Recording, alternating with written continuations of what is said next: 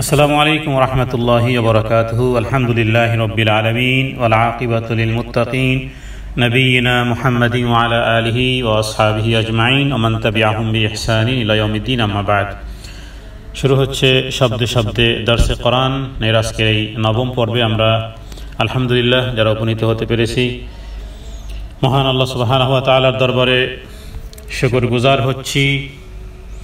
মহান আল্লাহ সুবহানাহু ওয়া তাআলা দরবারে শুকরগুজার হচ্ছি যে আল্লাহ তাআলা আমাদেরকে শব্দে শব্দে কোরআনুল কারীমের আজকের এই নবম পর্বে উপস্থিত হওয়া এবং কোরআনুল কারীমের এই সূরাতুল ফালাক আজকের নবম পর্বে আমরা ইনশাআল্লাহ শব্দে শব্দে জানব। তাজবিদ এবং তারতিল, টান এবং গুন্না এবং শব্দের অর্থ এবং সেই সাথে সাথে সূরা ফালাকের সাথে হাদিসে বর্ণিত রাসূলুল্লাহ সাল্লাল্লাহু আলাইহি ওয়াসাল্লামের স্বর্ণালী উপদেশসমূহ কি, এর ব্যাখ্যা কি, এর ফজিলত কি এবং সেই সাথে সাথে এর মানহাজ কি, ইনশাআল্লাহ বিইذنিল্লাহ। ওমা তাওফীকি ইল্লা বিল্লাহ, আলাইহি তাওয়াক্কালতু ওয়া ইলাইহি উনীব। সূরাতুল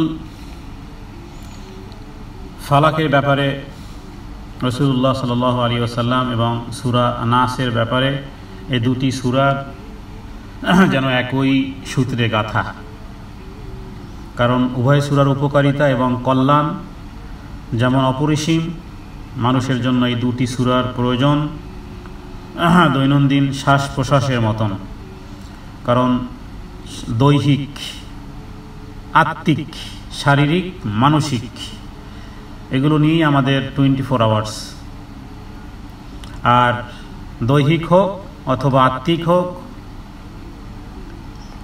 আসমানি হোক, জেসমানি হোক, যাবতীয় যা কিছুর অনিষ্ট দূরকরণার্থে এই সূরাদ্বয়ের কার্যকারিতা রাসূলুল্লাহ সাল্লাল্লাহু আলাইহি সাল্লাম একাধিক হাদিসে উল্লেখ করেছেন। তার মানে আমরা এটাকে এভাবে বলতে পারি যে মানুষের জন্য শ্বাস এবং প্রশ্বাস, পানাহার, পানি, পোশাক, পরিচ্ছদ, ইজ্জত আবরু হেফাজতের জন্য যা কিছু যতটুকু প্রয়োজন এই সূরাদ্বয় তার চেয়েও বেশি প্রয়োজনীয়। শ্বাস প্রশ্বাস,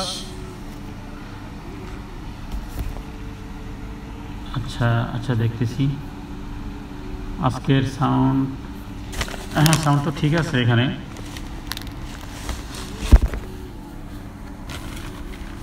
জি, এখন কি শোনা যাচ্ছে নাকি?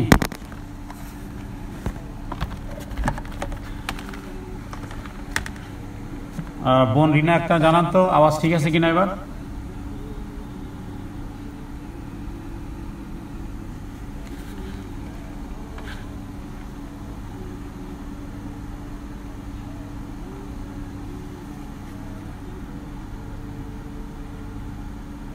জি, আরো দুই একজন বোন তাহলে বলেন, তাহলে যেহেতু রেকর্ডিং হচ্ছে।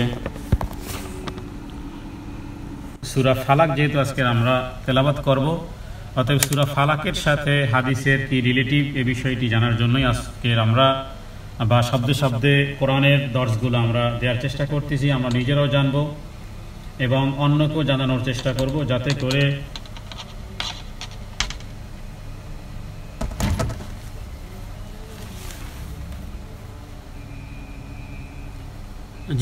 করে সূরা ফালাকের সাথে আমাদের পরিচিত হই কোরআনের দৃষ্টিতেও এবং হাদিসের দৃষ্টিতেও ইনশাআল্লাহ। তাহলে সূরা নাস এবং সূরা ফালাক দুনিয়াবি যাবতীয় বিপদ আপদ থেকে রক্ষা পাওয়ার জন্য আল্লাহ তাআলার কাছে আশ্রয় প্রার্থনা করা হয়েছে। সূরাতুন নাসে আখিরাতের আপদ মুসিবত থেকে আশ্রয় প্রার্থনা। অনুরূপভাবে হাদিসে বর্ণিত রাসূলুল্লাহ সাল্লাল্লাহু আলাইহি ওয়াসাল্লাম বলেছেন যে তোমরা কি লক্ষ্য করেছো যে আমার প্রতি যে আয়াত নাজিল হয়েছে যার সমতুল্য আর কোনো আয়াত নেই। একথা বলে রাসূলুল্লাহ সাল্লাল্লাহু আলাইহি ওয়াসাল্লাম সূরা ফালাকের প্রতি এবং সূরা নাসের প্রতি ইঙ্গিত করেছেন যে আমার প্রতি সূরা ফালাক এবং সূরা নাস। অতএব আমরা গত পর্ব জেনেছি যে হযরত আয়েশা সিদ্দিকা রাদিয়াল্লাহু তাআলা আনহা থেকে নবীজির প্রতি যে আমল ছিল দৈনন্দিন, আর সেই সাথে সাথে যে ঘটনাটি ঘটেছিল এই সূরাদ্বয় নাজিল হওয়ার পূর্বে, যে জৈনিক ইহুদি নবীজির উপরে জাদু করেছিল। এরপরে নবীজি অসুস্থ হয়ে পড়েন।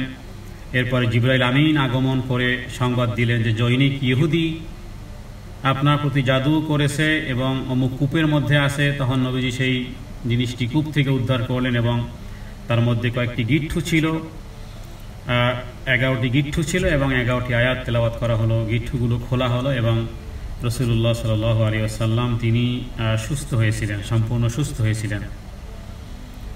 জিবরাইল আমিন সেই ইহুদির নাম বলে দিয়েছিল, কিন্তু নবীজি তাকে চিনতেন, কিন্তু আজীবন এই ইহুদিকে কিছু বলেননি। এমনকি তার উপস্থিতিতে মুখমণ্ডল কোনরূপ অভিযোগের চিহ্ন নবীজি প্রকাশ করেননি। অথচ কপট বিশ্বাসী হওয়ার কারণে এই জাতীয় ইহুদিরা নবীজির দরবারে রীতিমতো উপস্থিত হতো। তাহলে আমরা সূরাতুল ফালাকের মধ্যে আমরা বলবো যে যখনই কোনো রকমের ভীতি অনুভব করব আমরা বা কারো অনিষ্ট থেকে বাঁচার ক্ষেত্রে সূরাতুল ফালাক, কারণ মারিয়াম আলাইহিস সালাতু ওয়াস সালাম সম্পর্কে বলা হয় যখন তাকে হঠাৎ করে বাইতুল মুকাদ্দাসে, ফিলিস্তিনে বাইতুল মুকাদ্দাস যেই মসজিদ যেখানে তিনি ছিলেন, হযরতে মারিয়াম আলাইহিস সালাতু ওয়াস সালাম যখন হঠাৎ করে তার রুমের কাছে যখন একজন ফেরেশতা মানুষের বেশ ধরে তিনি দেখতে পেলেন এবং তিনি যে আল্লাহ তাআলার ফেরেশতা সেটা তিনি জানতেন না, তখন তিনি বললেন যে যদি তোমার আল্লাহর ভয় থাকে তাহলে আমি দয়াময় আল্লাহ তাআলার কাছে আশ্রয় প্রার্থনা করতেছি। তাহলে মারিয়াম আলাইহিস সালাতু ওয়াস সালাম তিনি জিবরাইল আমিনকে বুঝতে পারেননি। তিনি কি করেছেন? তিনি বলেছেন যে যদি তোমার আল্লাহর ভয় থাকে তাহলে আমি আল্লাহ তাআলার কাছে তোমার খারাপি থেকে আশ্রয় চাইতেছি। আচ্ছা, সমস্ত নবীরা নূহ আলাইহিস সালাতু ওয়াস সালাম আল্লাহর ভয় ভীত হয়ে যখন আবেদন করলেন যে হে আল্লাহ, যেই জিনিস সম্পর্কে আমার জ্ঞান নেই তেমন কোনো জিনিস আপনার কাছ থেকে আমি পানাহ চাই, ইন্নী আউযু বিকা আন আকুনা মিনাল জাহিলিন। তো সমস্ত নবীরা তারা পানাহ চেয়েছে। তাহলে উম্মতে ভিন্ন ভিন্ন শব্দে কোরআন কারীমে বহু আয়াতের মধ্যে নবীদের পানাহ চাওয়ার বিষয়গুলো আয়াত আকারে নাজিল হয়েছে।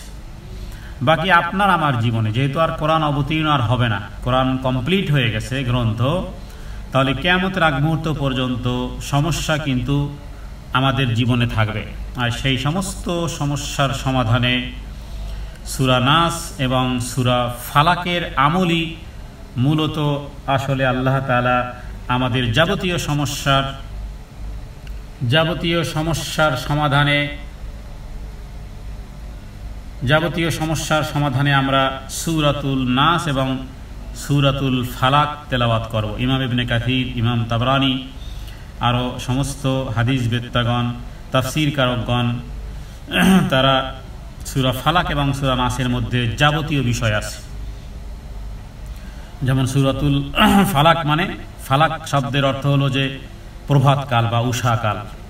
তাহলে আমরা শুরু করতেছি সূরাতুল ফালাকের শব্দে তেলাওয়াত, এরপরে আমরা হাদিসের সাথে রিলেটেড কিছু কথা বলবো ইনশাআল্লাহ।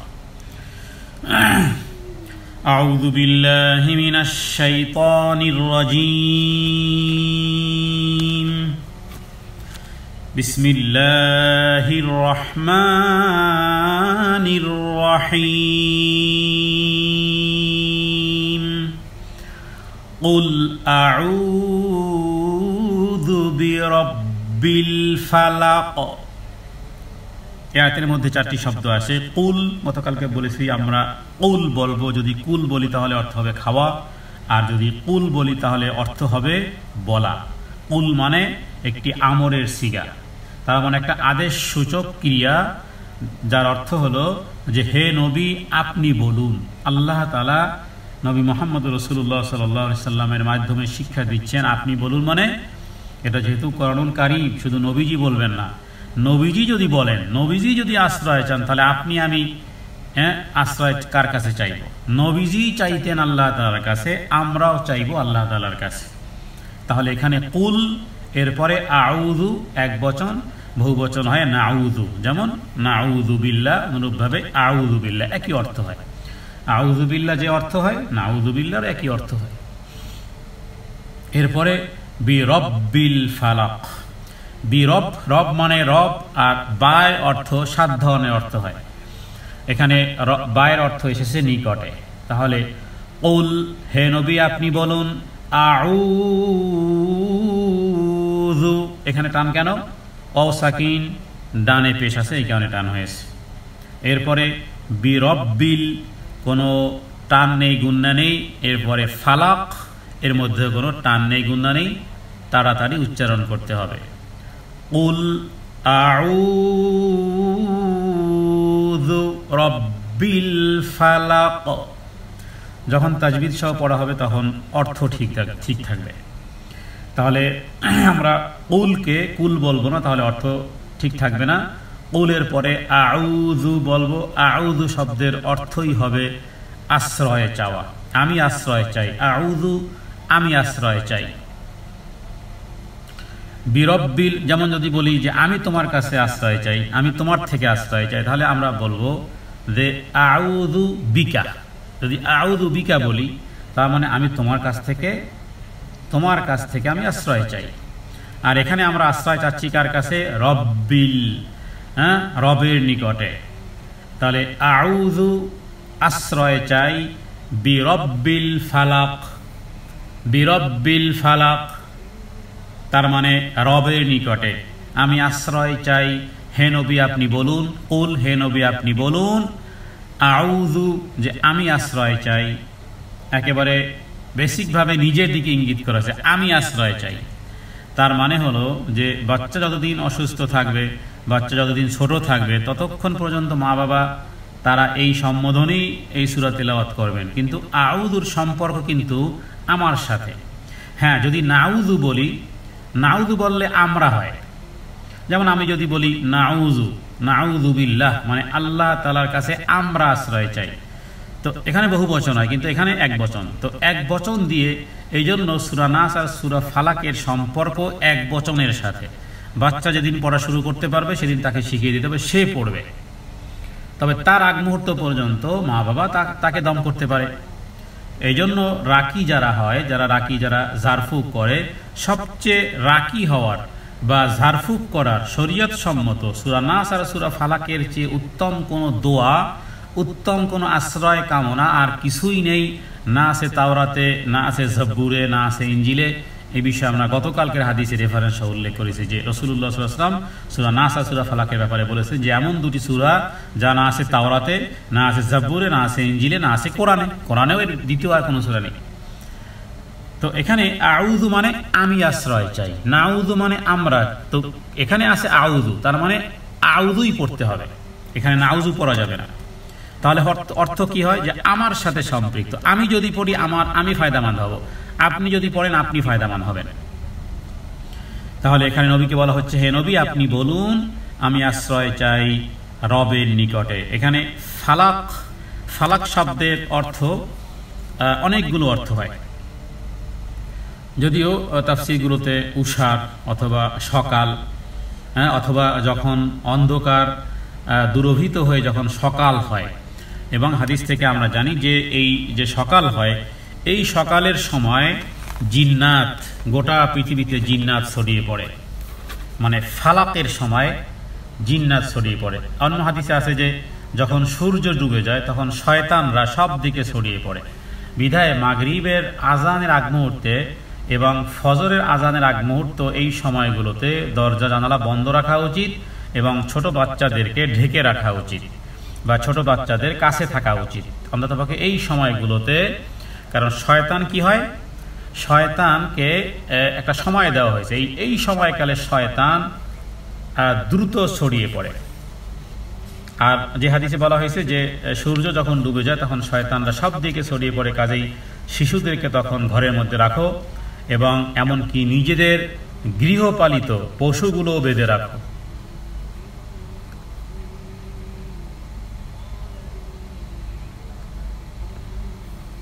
জি, আপনাদের মাইক্রোফোনগুলো আমি 1 সেকেন্ড আমি অল মিউট করে দিচ্ছি, যাতে করে আর কেউ,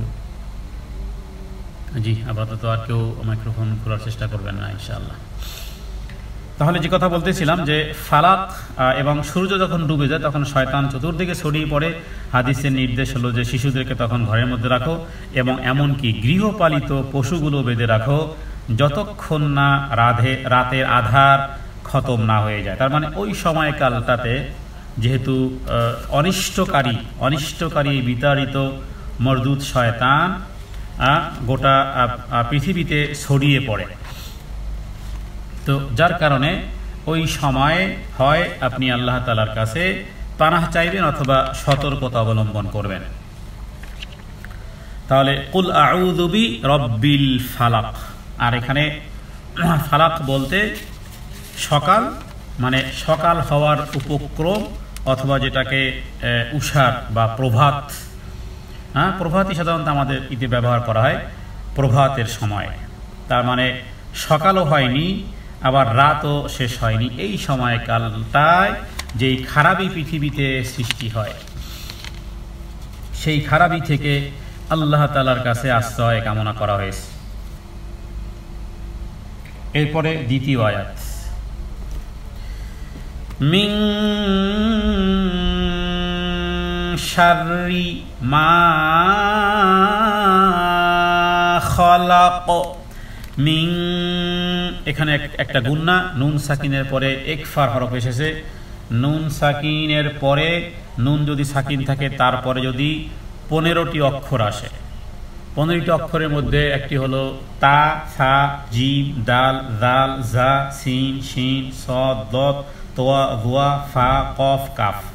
এই 15টি হরফের যে কোনো একটা হরফ আসলে সেখানে গুন্না করে পড়তে হয়, বাংলাতে যেভাবে করে অনেশ্বর, যেমন মাং, তাং ইত্যাদি। তো এখানে মিং, মিং কি গুন্না? একফা গুন্না। আপাতত আপনারা এটি লিখে রাখেন। আমরা দর্শে কায়দার মানে একেবারে ম্যান্ডেটরি, যেটা একেবারেই না হলেই নয়, খুব বেশি নয়, একেবারে ডিটেলস নয়, যাতে করে আপনারা মেমোরাইজিং করতে পারেন এবং একেবারে নিছক প্রয়োজন। অনেক সময় আছে না যে খাবারের জন্য একেবারে কিছু লবণ প্রয়োজন, বেশিও না একেবারে কমও না, মানে অতটুকু কাওয়ায়েদ আমরা ইনশাআল্লাহ জানবো। আর একদিন আমরা দর্শ করব, যেগুলো না জানলে আপনার ভুল হয়ে যাবে, গুন্না টান কিছুই ঠিক থাকবে না। টানের বিষয়টি গত পর্বে বলেছি যে আমরা 6 জায়গাতে টান দিব। আলিফ সাকিন ডাইনে যাবর, ইয়া সাকিন ডাইনে জের, অ সাকিন ডাইনে পেশ, খারা যাবর, খারাজের উল্টো পেশ। তাহলে টানের বিষয়টি মোটামুটি হয়ে গেল। আর নৌকার মতন, মানে একেবারে ইতেই বলি বুঝার জন্য, যে নৌকার মতন যে টানগুলো আছে যে সমস্ত হরফের উপরে, চাই সেটা হরফে মুকাত্তাআত হোক, মানে সূরার শুরুতে হোক অথবা মধ্যখানে হোক, সেখানে 3 আলিফ বা 4 আলিফ পরিমাণ টানতে হবে। তাহলে মোটামুটি তাদের বিষয়টা স্পষ্ট হয়ে গেল। আর গুন্নার বিষয়টি এটা একটা কায়দা, যে একফা কায়দা, তার মানে অনেশ্বরের মতন আমরা আওয়াজ করব। মিন শাররি, মিন মানে থেকে, আমরা গতকালকে বলেছি মিন মানে থেকে, ইলা মানে দিকে, তারপরে আলা মানে উপরে, ফি মানে মধ্যে ইত্যাদি যে সমস্ত অব্যয়গুলো আছে এগুলো বারবার কোরআনুল কারীমের বহু জায়গাতে প্রত্যেকটা আয়াতের মধ্যে সমস্ত বিষয়গুলো আসবে। অতএব মোটামুটি 8-10টি শব্দ যদি আপনি লিখে রাখতে পারেন তাহলে বুঝতে পারবেন যে আসলে, যেমন মিন মানে হতে হবে, মিন মানে থেকে হয়, যেমন ফরম কোত্থেকে, আর দিকে মানে ইলা। তাহলে মিন মানে দিক থেকে আর ইলা মানে দিকে। এখানে এসেছে মিন, ই থেকে শাররি। শাররি হলো যত খায়ের বিপরীত হলো শার। খায়ের মানে কল্যাণ, খায়ের মানে মঙ্গল, আর শার মানে হলো অমঙ্গল বা অনিষ্ট। তাহলে শারের বিপরীত হলো খায়ের, আর খায়ের বিপরীত হলো শার। শার বলতে সমস্ত ধরনের শারাতকে বোঝানো হয়েছে, সমস্ত অনিষ্ট, চাই সেটা মানুষের কাছ থেকে হোক, চাই সেটা জিন্নাতের কাছ থেকে হোক। এরপরে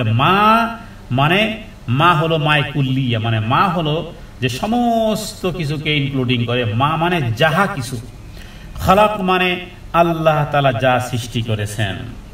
এখান থেকে ইমানের একটা দাবি হলো যে গরু, ছাগল, হাঁস, মুরগি, কুকুর, শিয়াল এগুলো কে বানিয়েছেন? এগুলো আল্লাহ তাআলা বানিয়েছেন। কিন্তু কখনো আমরা খারাপের নিসবত আল্লাহ তাআলার দিকে আমরা করব না। আমরা কখনো বলবো যে হে ইব্রাহিম আলাইহিস সালামের আল্লাহ, হে মুসা আলাইহিস সালামের আল্লাহ, হে ইলিয়াস আলাইহিস সালামের আল্লাহ, হে মুহাম্মদ সাল্লাল্লাহু আলাইহি ওয়াসাল্লামের আল্লাহ, হে জিবরাইলের আল্লাহ, ওয়া মিকাঈলা ওয়া জিবরিলা ওয়া ইসরাফিল, আল্লাহুম্মা রাব্বাস সামাওয়াত, হে আরশের অধিপতি, হে আসমান এবং জমিনের আল্লাহ, রাব্বাস সামাওয়াতিস সাব'আ ওয়াল আরদ ওয়া মান ফীহিন্না। হাদিসেও দোয়া আছে এইভাবে।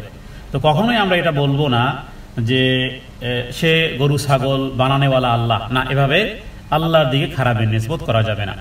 তো এই আয়াত থেকে এটাও কিন্তু আকীদা রাখতে হবে, বিশ্বাস রাখতে হবে যে এই পৃথিবীতে যত খারাপি, যত রোগ বলেন, শোক বলেন, এই করোনা বলেন, যাই কিছু বিপদ আপদ, দুঃখ দুর্দশা, যা কিছু অনিষ্ট, পোকা মাকড়, যা কিছু খারাপি বুঝে আসে অথবা না বুঝে আসে, যে আল্লাহ তেলাপোকা কেন বানালেন, ওটা কেন বানালেন, পিঁপড়ে কেন বানালেন, কোনো প্রশ্ন নেই।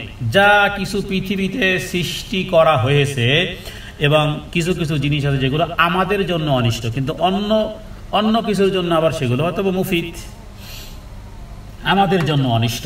তাহলে মানুষের জীবনের সাথে সম্পৃক্ত যত যা কিছু অনিষ্ট আছে সেগুলো কে সৃষ্টি করেছেন? আল্লাহ তাআলা সৃষ্টি করেছেন। এই আয়াতের মধ্যে পানাহ চাওয়া হচ্ছে এবং স্বীকারোক্তিও করা হচ্ছে যে মিন শাররি মা খালাক, যে তিনি যা সৃষ্টি করেছেন, কারণ স্রষ্টা তিনি সব কিছু সৃষ্টি করেছেন। তার এমন নয় যে কোনো জিনিস এমনি এমনি হয়েছে, না, এমনি এমনি হয়নি।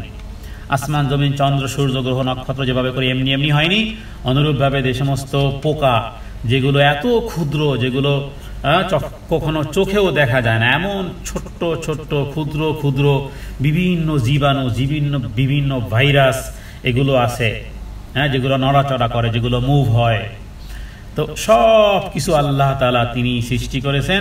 এবার তার কাছেই বলা হচ্ছে যে তুমি যা সৃষ্টি করেছো সমস্ত কিছুর সৃষ্টি থেকে আমি ওই যে আউযু, প্রত্যেকটা আয়াতের সাথে কি লাগবে? আউযু, মানে কুল আউযু বিরাব্বিল ফালাক মিন শাররি মা খালাক, এখানে আউযু নেই, কিন্তু এই আয়াতের সাথে আউযুর সম্পর্ক।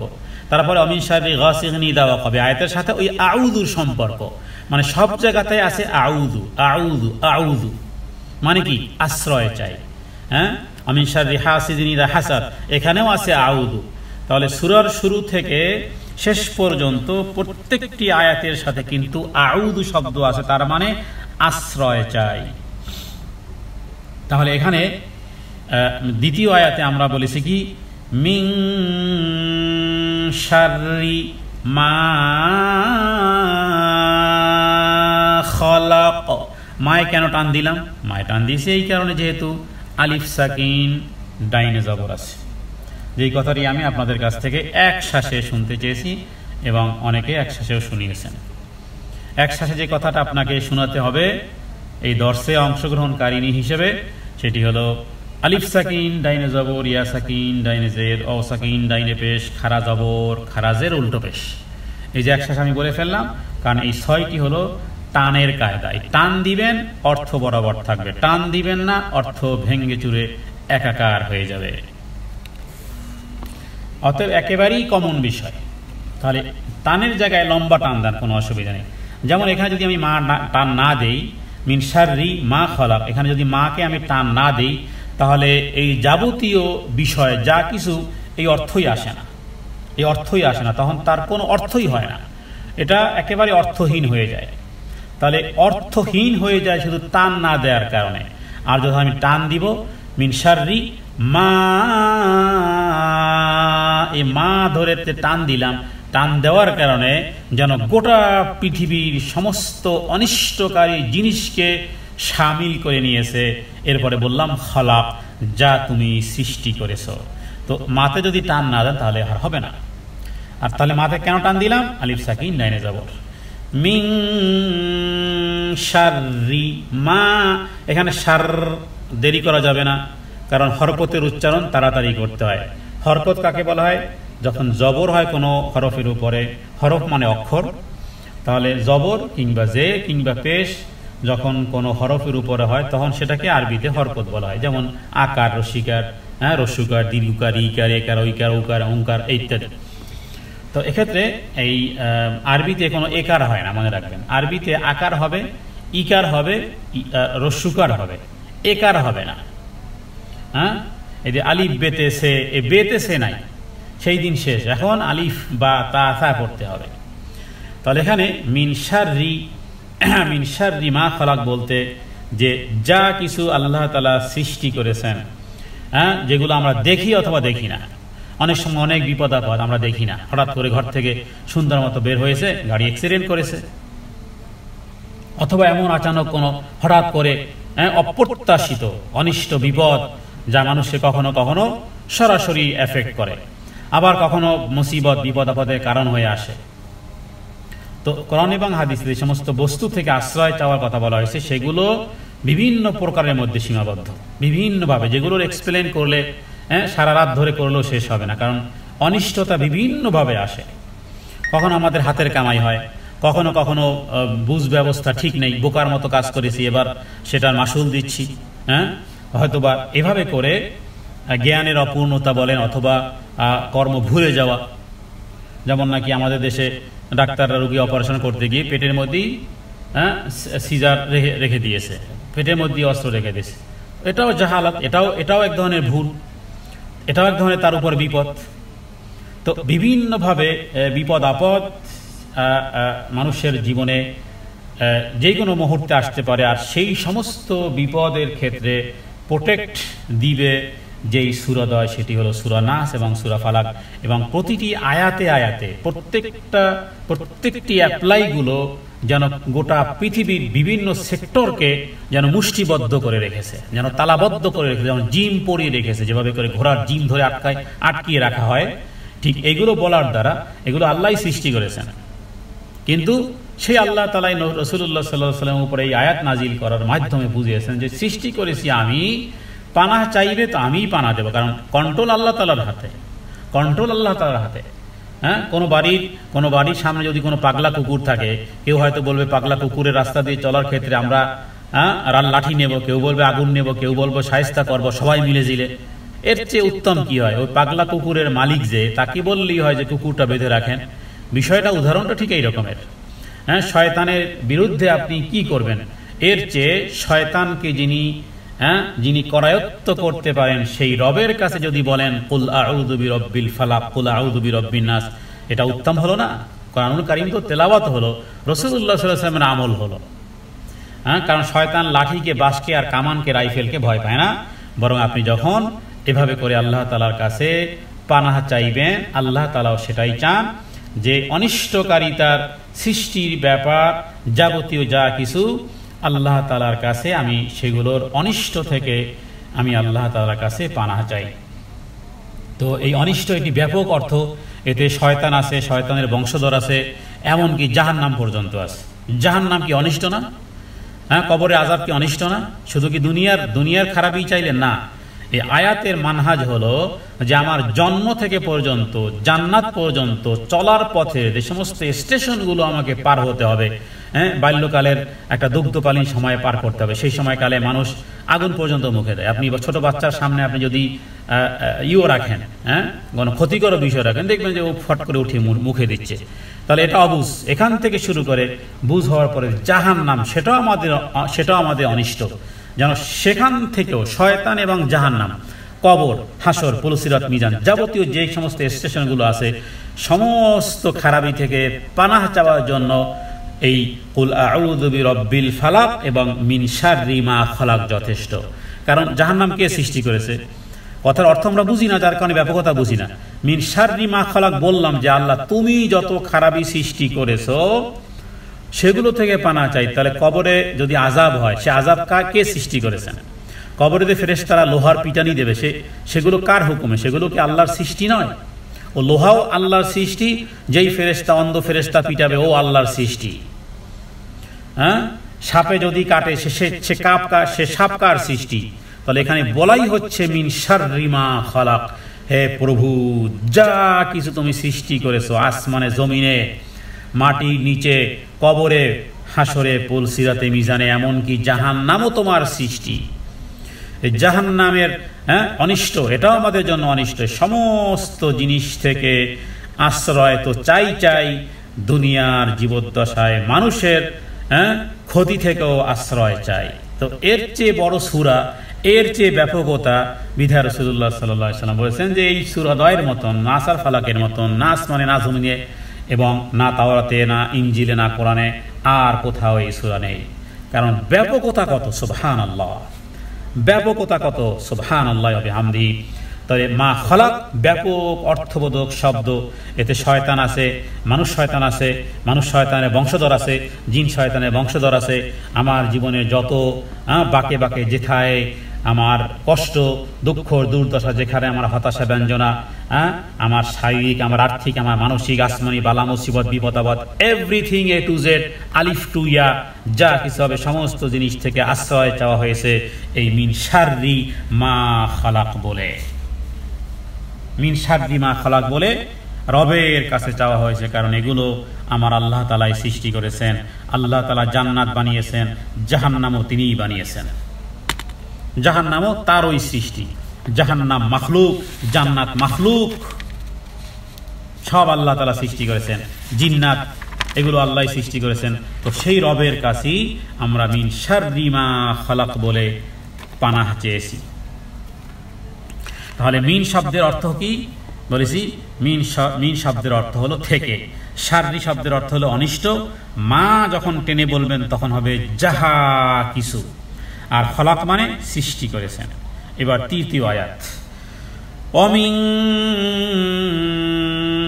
শাররি গাসিকিন ইযা ওয়াকাব। এখানে 5টি শব্দ আছে, দেখুন। প্রথম শব্দ অমিন, বাংলা অনিশ্চয়তা গুণনা হবে কেন? নুন সাকিনের পরে শিন এসেছে, এটা একফার গুণনা। এরপরে শাররি, শাররি কোনো টান নেই, গুণনা নেই। গাসিকিন, গ এখানে এক আলিফ টান আছে কেন? আলিফ সাকিন ডাইনে জবর পাওয়ার কারণে টান দিতে হবে। গাসিকিন, এরপরে ইযা টান দিতে হবে কেন? আলিফ সাকিন ডাইনে জবর পাওয়া গেছে। ওয়াকাব, ওয়াকাবে কোথাও টান নেই। তাহলে এখানে আমরা দেখলাম যে একটি টান এবং একটি গুণনা, দুটি টান আছে। এই আয়াতের মধ্যে একটি গুণনা, দুটি টান। খেয়াল করুন কিভাবে। ওয়ামিন শাররি গাসিকিন ইযা ওয়াকাব, টান এবং গুণনা। তাহলে অমিন মানে ওয়াও মানে এবং, মিন মানে থেকে। আর শাররি শব্দ খায়রের বিপরীত, তার মানে শাররি শব্দের অর্থ হলো যাবতীয় অনিষ্ট, আমিন শাররি। আর গাসিকিন বলা হয় অন্ধকার।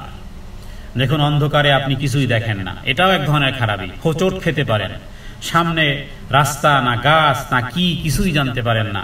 এই যে না জানার একটা পরিধির কারণে অন্ধকারে হোঁচট খেতে পারেন, অন্ধকারে এমন কোনো কিছু খারাপই হতে পারে। তাহলে অন্ধকারও এক ধরনের খারাপি।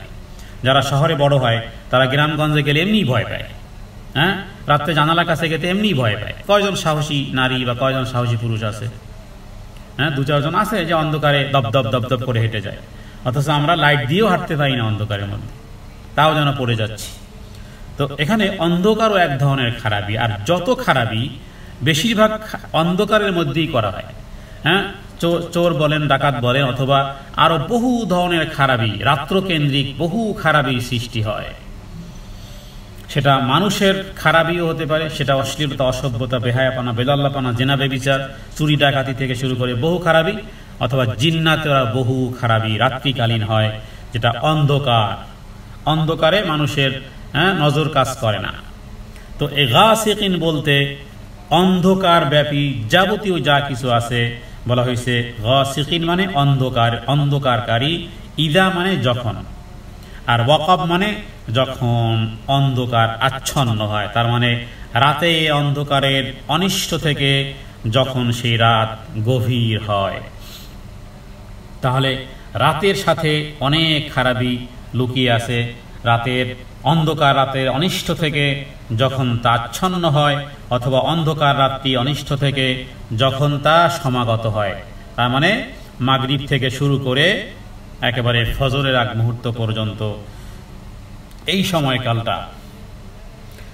এখানে কোন কোন মুফাসসির তারা বলেছেন যে যখন আল্লাহ তাআলার কাছে আশ্রয় চাওয়া হচ্ছে রাত্রের অনিষ্ট থেকে, যখন সেই রাত অন্ধকার হয় বা গভীর হয়। তো এখানে কারণ রাত্রিবেলায় জিন্নাত, রাত্রিবেলায় শয়তান, ইতর প্রাণী, কীট পতঙ্গ, যেটা বললাম চোর ডাকাত বিচরণ করে অপকার করে ফেলতে পারে। অধিকাংশ হত্যা মনে করে যে রাত্রেই হত্যা করা হবে। তারপরে মানুষ, বেশিরভাগ মানুষ রাত্রেই গলায় রশি নেয়। সকালে সব ফজরে দেখে যে কি ব্যাপার, হ্যাঙ্গিং হয়ে আছে। তাহলে এই রাত্র, যেই রাত্রটি দিনের প্রকাশ্য আলোতে এই কাজগুলো হয় না, বরং রাতের অন্ধকারে কোনো খারাপ প্ল্যানগুলো রাতের অন্ধকারে সাকসেস করার জন্য সলা পরামর্শ করা হয়। তো এভাবে করে এই রাত্রের মধ্যে যদি কোনো খারাপই থেকে থাকে, এটাও অর্থ এটা যে আয়া যখন আমরা পড়বো মিন শাররি গাসিকিন ইযা ওয়াকাব, এটার অর্থ এটাও হবে যে হে আল্লাহ, হতে পারে এই রাতের মধ্যে, এই রাত আমার জন্য কোনো খারাপই হতে পারে, এই রাত আমার জন্য কোনো অনিষ্ট হতে পারে। কারণ আল্লাহ মাফ করুক, বিপদ আপদ বলেন, মুসিবত বলেন, অসুস্থতা বলেন, অনেক সময় বলে না যে রাত্রে রোগ ব্যাধিও যেন বেশি বেড়ে যায়। মানে দিনের ব্যথা, রাতের ব্যথাটা যেন বেশি অনুভূত হয়। তারপরে কষ্টের রাত যেন পার হয় না, যেন মানে রাত যেন লম্বা রাত মনে হচ্ছে। কষ্টের রাতগুলো মনে হয় অনেক লম্বা, কি ব্যাপার এখনো ফজর হয় না কেন? কোরআন কারিমে সূরা হুদে বলে আলাইসা সুবহু বিকারিব, কষ্টের একটা মালা যে কখন হবে সকাল, কেন সকাল হয় না, এখনো কেন সকাল হয় না মা?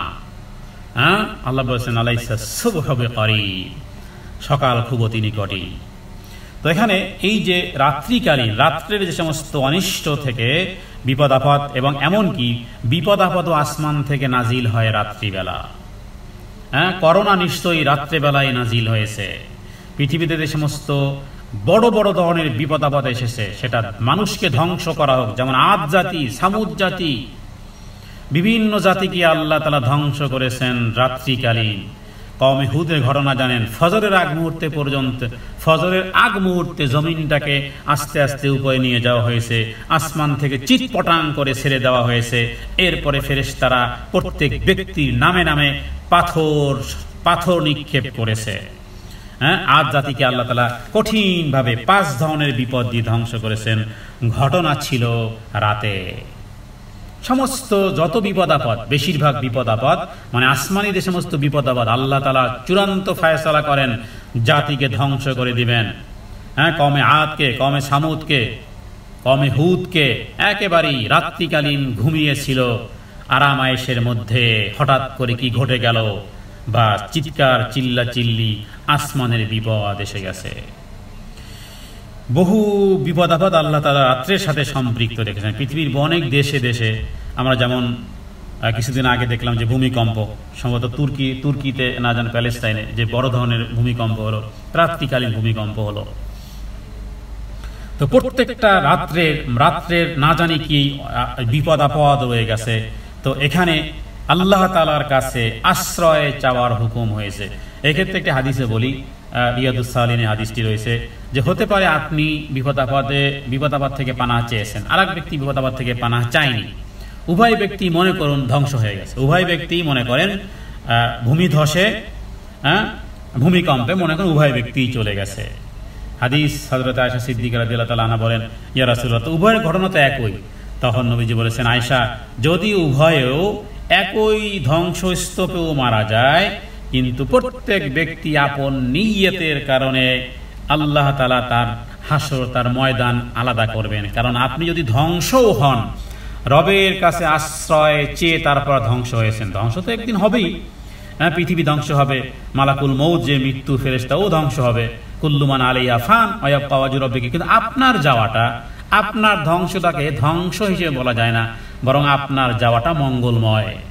আপনার যাওয়াটা মানে উইনার, আপনি উইনার হয়ে যাবেন, ওখানে উঠবেন কিয়ামতের ময়দানে। যদিও এখানে এক জায়গায় মারা গেছে, ইমানদার আর বেঈমান, প্রশ্ন প্রদর্শনকারী আর ভ্রুক্ষেপকারিনী সবাই এক জায়গাতে মারা গেলেও, এক জায়গায় যদি ধ্বংসস্তূপ হয়, তবুও উভয়ের মাকান, উভয়ের অ্যাড্রেস আলাদা আলাদা। কারণ রাসূলুল্লাহ সাল্লাল্লাহু আলাইহি ওয়াসাল্লাম বলেছেন, নিয়তের কারণে উভয় আলাদা করে উঠবে, কিয়ামতের ময়দানে আলাদা হয়ে যাবে।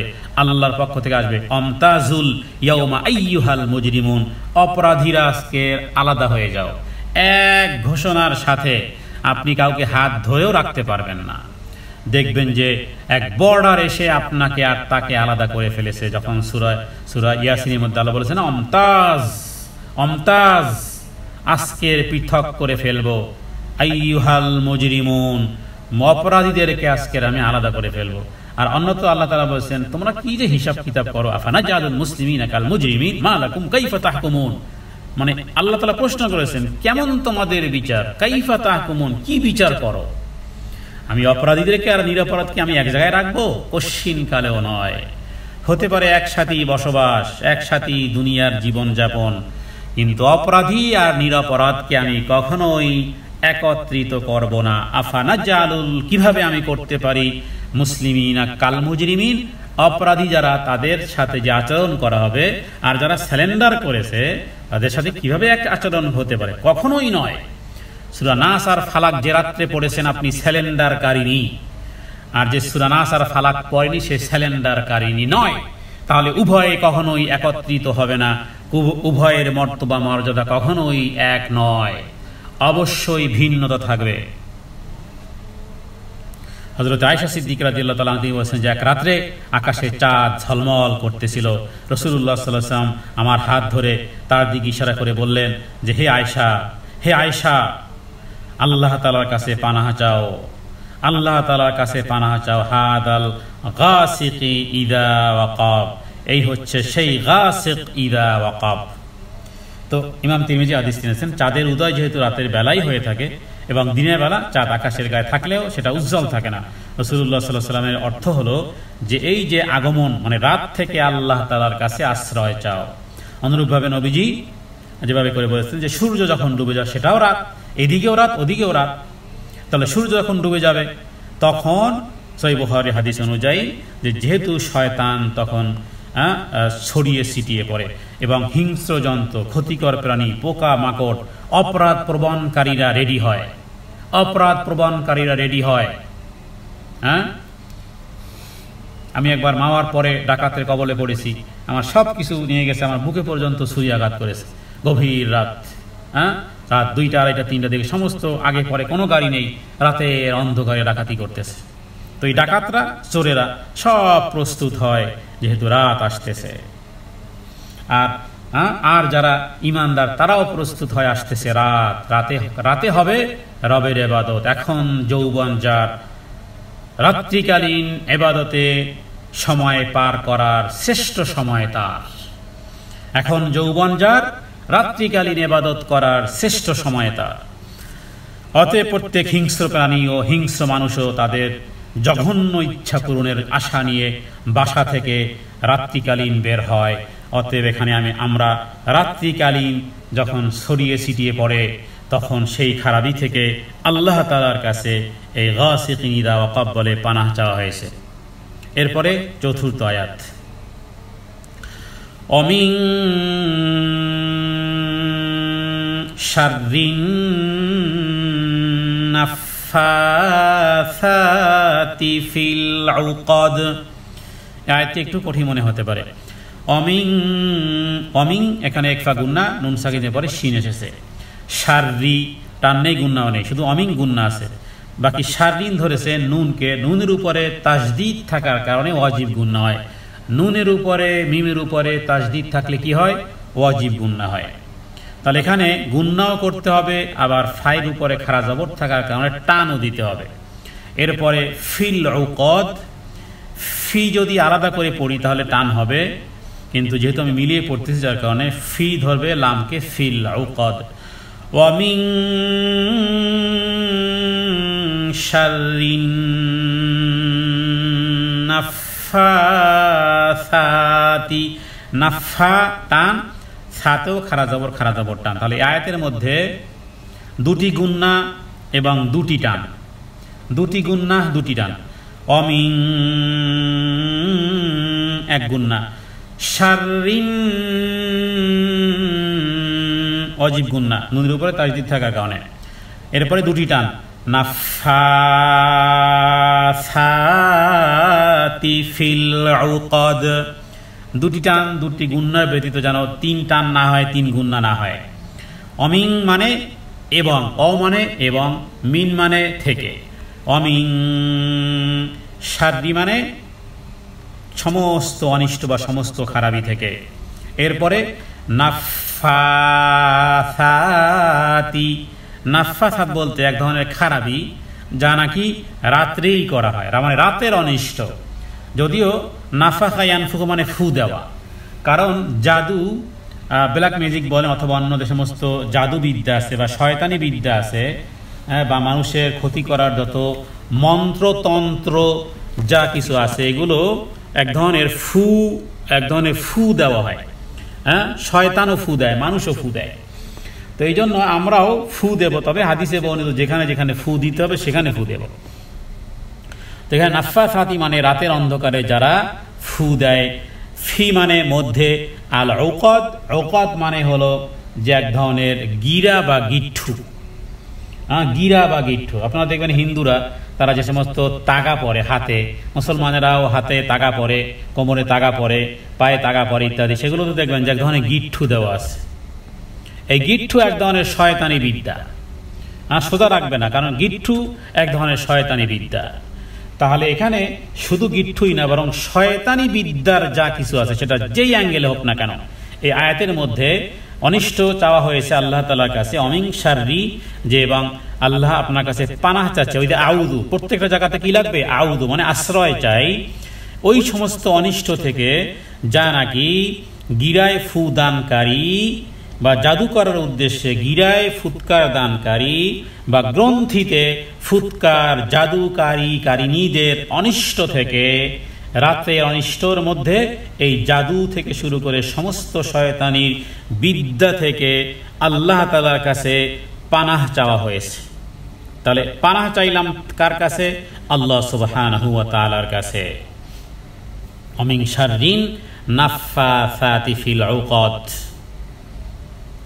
এখানে এই নাফফাসাত শব্দের মধ্যে শব্দগতভাবে যদি একজন নারী রাসূলুল্লাহ সাল্লাল্লাহু আলাইহি ওয়াসাল্লামকে বিষ মেখে তারপরে দাওয়াত করেছিল, তারপরে জাদু করেছিল আর একজন, তো এখানে আরবির গ্রামার অনুযায়ী অনেক ক্ষেত্রে যখন বহু বচন হয় তখন সেই ক্ষেত্রে যেমন পুলিঙ্গ এবং স্ত্রীলিঙ্গ শব্দের মধ্যে যে বিষয়গুলো আছে সেগুলো অনেক বেশি বোঝানোর ক্ষেত্রে কোরআনুল কারিমে বা হাদিসে স্ত্রীলিঙ্গ ব্যবহার করে। যেমন নাফফাসাত শব্দটা স্ত্রীলিঙ্গ।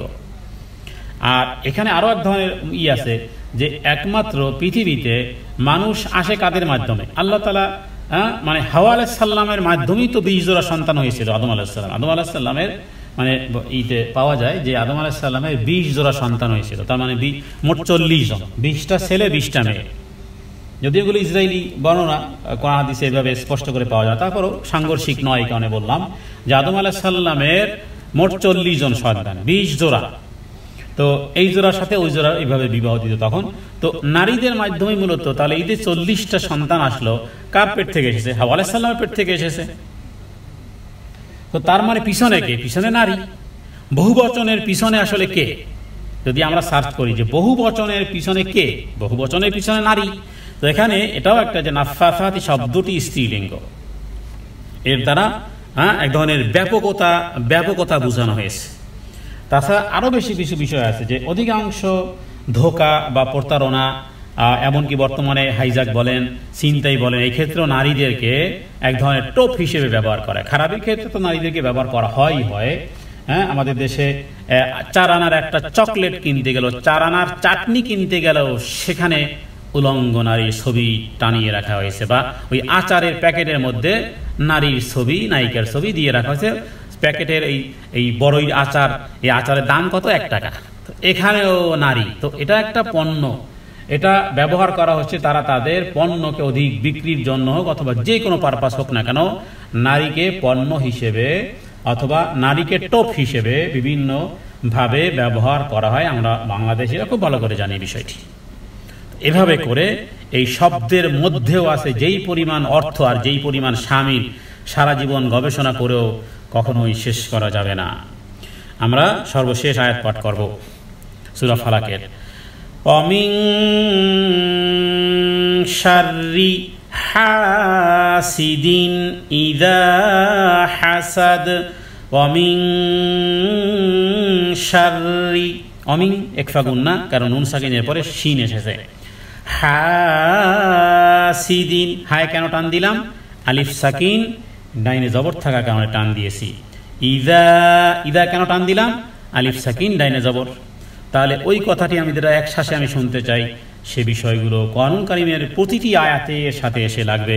আপনাকে শুধু দেখতে হবে যে আসলে কোথায় টান, যেথায় টান আছে সেখানে অধিক টান দেব, যেথায় টান নেই সেথায় কোনো প্রকারের টান দেব না। তাহলে তাজবিদ ঠিক থাকবে, অর্থ ঠিক থাকবে। ওয়ামিন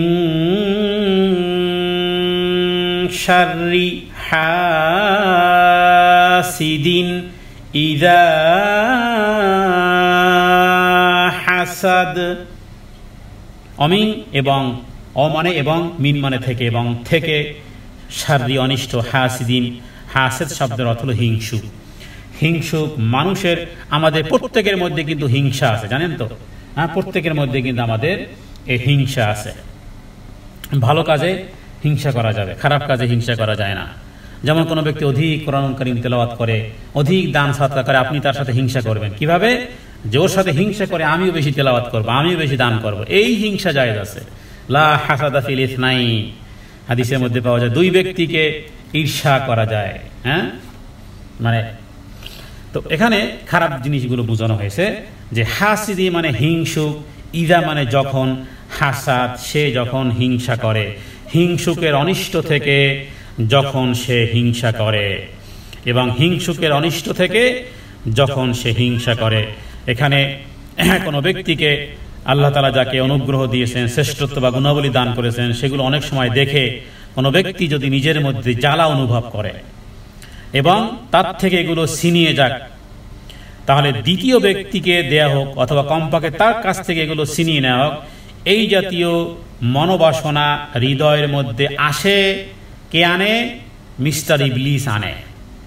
যদিও এর সূত্র আমাদের মধ্যেও আছে, কারণ আমাদের আল্লাহ তাআলা পরীক্ষা নেবেন, অতএব আমাদের সৃষ্টিগতভাবেও অন্যের ভালো কিছু দেখলে মনের মধ্যে সৃষ্টিগতভাবে, মানে আপনি আমি যেহেতু মাখলুক, মাখলুকিয়াতের দুর্বলতার কারণেও অন্যের জিনিসের প্রতি হিংসা আসতে পারে। আর ইবলিস তো আছেই, সেটাকে আরো বেশি বৃদ্ধি করে দেওয়ার চেষ্টা করবে। তাহলে এর দ্বারা কি হবে? এর দ্বারা তার মানে কারো নিয়ামত, কারো সুখ দেখে দগ্ধ হওয়া এবং তার নিয়ামতের অবসান করা, এবং হিংসার কারণেই রাসূলুল্লাহ সাল্লাল্লাহু আলাইহি ওয়াসাল্লাম উপরে হত্যার প্রচেষ্টা করা হয়েছিল। শুধু পিছনে ছিল হিংসা। এবং হিংসা কত বড় ভয়াবহতা, যারা পত্রপত্রিকা পড়েন তারা জানেন যে সেখানে মায়া, মহব্বত, এমনকি কঠিন থেকে কঠিন পাষাণ হৃদয় যা করতে পারে না, হিংসার কারণে অনায়াসে সে করে ফেলেছে। কারণ শয়তান যখন তার উপরে চড়াও হয়, তখন একটা মানুষ যেমন পুতুলকে, হাতের পুতুলকে যেভাবে করে নাচাতে পারে, যখন মানুষ খুব বেশি রাগান্বিত হয়, যখন বেশি ঈর্ষান্বিত হয়, হিংসা আসে, তখন শয়তান মানুষকে দিয়ে এই জাতীয় কর্মকাণ্ড করাতে পারে। এই কারণে এই জাতীয়, যেখানে আপনি আমি কন্ট্রোল, কয়জন আছেন কন্ট্রোল করতে পারবেন? আমি তো বলবো আমি নিজেকে কন্ট্রোল করতে পারি না। রাগের মাথায় আলহামদুলিল্লাহ আমি চেষ্টা করি, চুপচাপ থেকে যাই, আমি আলহামদুলিল্লাহ আমি বলতে পারি আল্লাহর অশেষ। কিন্তু কয়জন আছেন যে স্বামী স্ত্রী ঝগড়া লাগলে আপনি নিজেকে কন্ট্রোল করতে পারেন? হ্যাঁ, আই ক্যান চ্যালেঞ্জ 100 মধ্যে হতে পারে 95 জন পুরুষ আর নারী ফেল, 100% ফেল হবেই হবে। রাগের মাথায় আপনি নিজেকে কন্ট্রোল করতে পারেন না। সে বলেছে আপনি ছেড়ে দিবেন, এত সোজা? আপনি আর 10টা শুনিয়ে দিবেন। বিশেষ করে স্বামী স্ত্রীর মধ্যে ঝগড়া বিবাদের ক্ষেত্রে কখনো কখনো স্বামী, কখনো স্ত্রী যে ঝগড়া বিবাদ হয়, সেগুলোর ক্ষেত্রে কে কাকে শোনে আর কে কাকে মানে। তার মানে কি? আপনি আপনার রাগের বহিঃপ্রকাশ করাচ্ছেন, আর শয়তান সেখানে ফু দিচ্ছে, কানের কাছে এসে ফু দিচ্ছে। আপনি তার কথা শুনতেছেন না, সে আপনার কথা শুনতেছেন না। তো এগুলো এই জাতীয় বিষয়ে, যেহেতু আপনি আমি বলে পাওয়ার ইজ কোনো পাওয়ারের কোনো বেনিফিট হলো না যদি সেটা আপনার কন্ট্রোল না থাকে। মানে power is nothing without control. তাহলে এই পাওয়ার ইজ নাথিং উইদাউট কন্ট্রোলের এটা অবশ্যই আমরা আউট অফ কন্ট্রোল হয়ে যাই, যেহেতু আমরা মানুষ।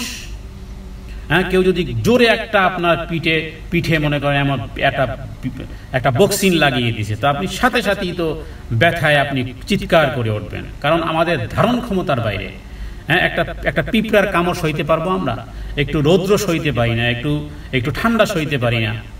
তো আমাদের অপারগতা আছে। এখন বড় বড় ধরনের যে সমস্ত ভায়োলেশনগুলো আপনার আমার মাধ্যমে হয়ে যেতে পারে, তো সেটা হলো যে যখন আমরা নিজেকে কন্ট্রোল হারিয়ে ফেলি।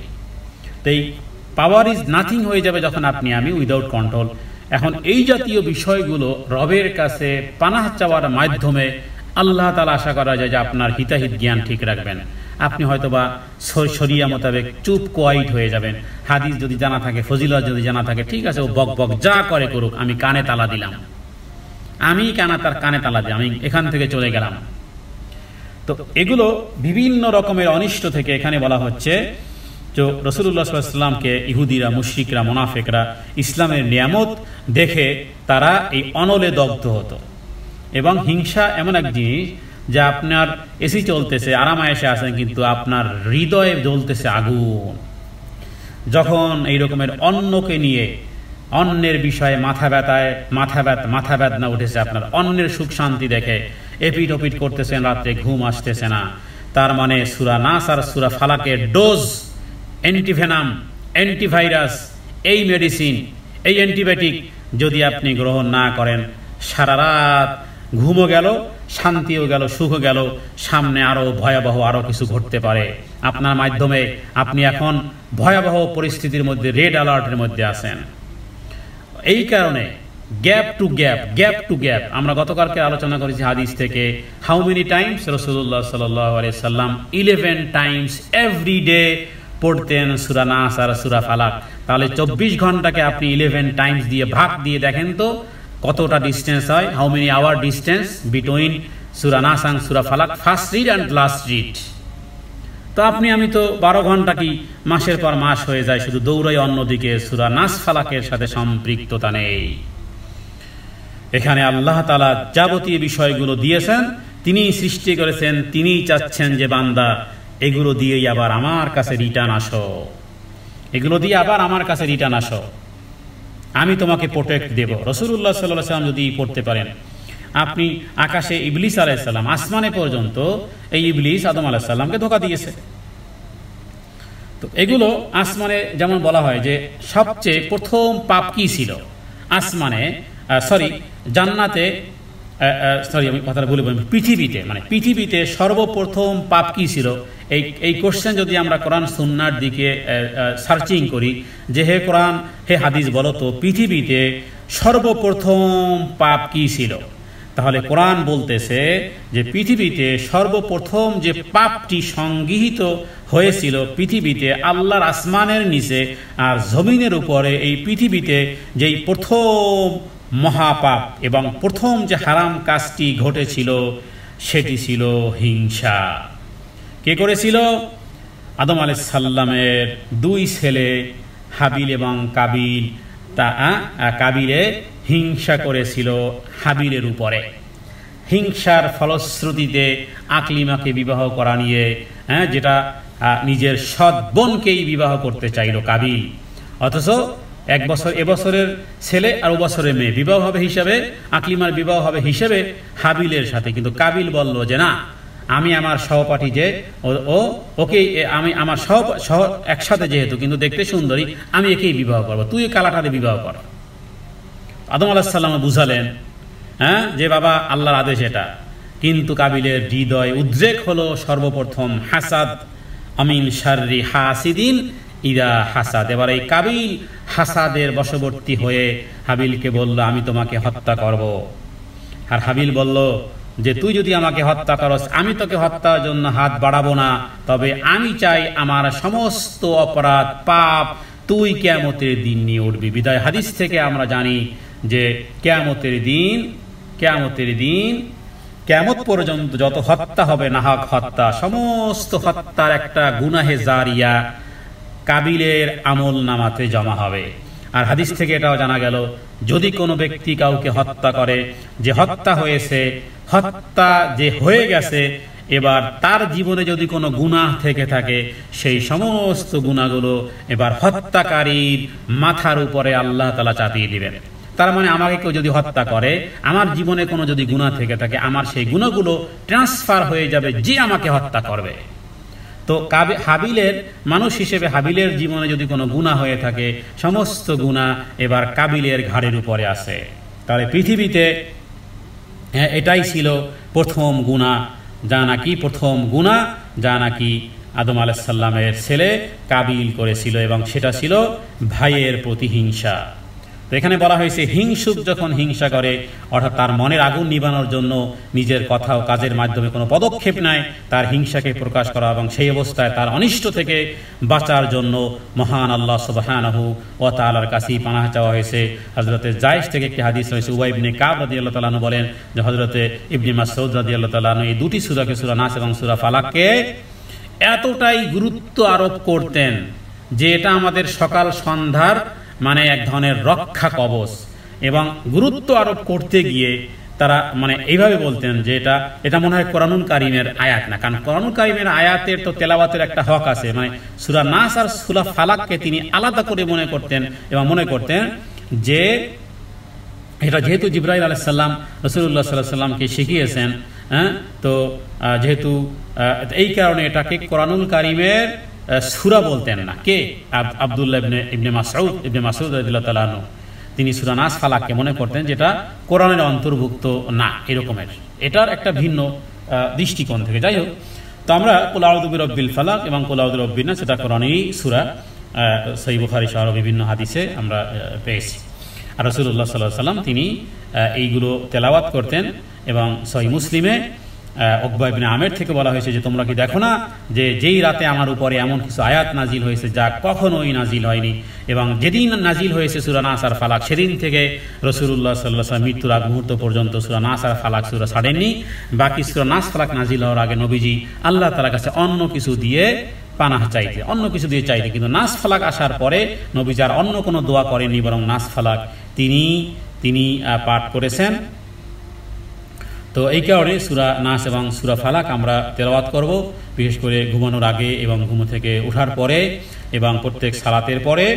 এবং রাসূলুল্লাহ সাল্লাল্লাহু আলাইহি ওয়াসাল্লাম তিনি উকবাকে বলেছেন যে তুমি আশ্রয় প্রার্থনা করো, এই দুটি সূরা পাঠ করো, কারণ এই দুটি সূরার মতো অন্য কোনো সূরা তুমি কখনোই পাবে না, পড়তেও পারবে না। অতএব রাসূলুল্লাহ সাল্লাল্লাহু আলাইহি ওয়াসাল্লাম তিনি যেহেতু এটা তেলাওয়াত করতেন, সালাতেও তিনি সূরা নাস, কখনো কখনো সূরা ফালাক, সূরা নাস তেলাওয়াত করতেন, কারণ আশ্রয় প্রার্থনাকারী সূরা হলো এই সূরাদ্বয়। এবং কোনো আছে যে রাসূলুল্লাহ সাল্লাল্লাহু আলাইহি ওয়াসাল্লাম সূরা দুটি ফজরের নামাজেও পাঠ করতেন। নবীজি সূরা ফালাক এবং সূরা নাস কখনো কখনো ফজরের সালাতেও পাঠ করতেন। তো এই কারণে উকবা বিন আমের থেকে একটি হাদিস, যেখানে নবীজির সাথে বাহনে তিনি ছিলেন এবং তার পায়ে হাত রেখে বলেছেন, হে আল্লাহ রাসূল, সূরা হুদ, সূরা ইউনুস আপনি আমাকে শিখিয়ে দেন। সূরা হুদ অনেক বড় সূরা, সূরা ইউনুস অনেক বড় সূরা।